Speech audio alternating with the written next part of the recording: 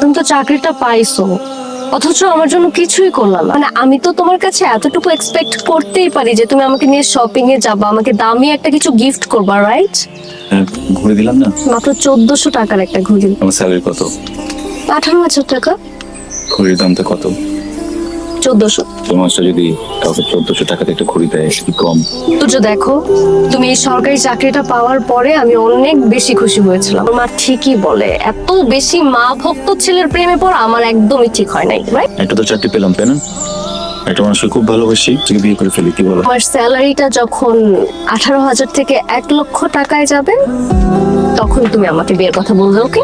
আমার সার্ভিস লাইফে তো আমি কখনো এত টাকা স্যালারি পাবো না। মানে আমি তোমাকে কি বোঝাই তুমি বোঝোই না। 18,000 টাকা বেতনের চাকরি করো তো কি হয়েছে, তুমি গভর্নমেন্ট জব করো, তুড়ি দিয়ে তুমি 18 লাখ টাকা বের করতে পারবা প্রতি মাসে। সত্য কথা বলবো, সৎ পথে চলবো, ওইটা কি হবে?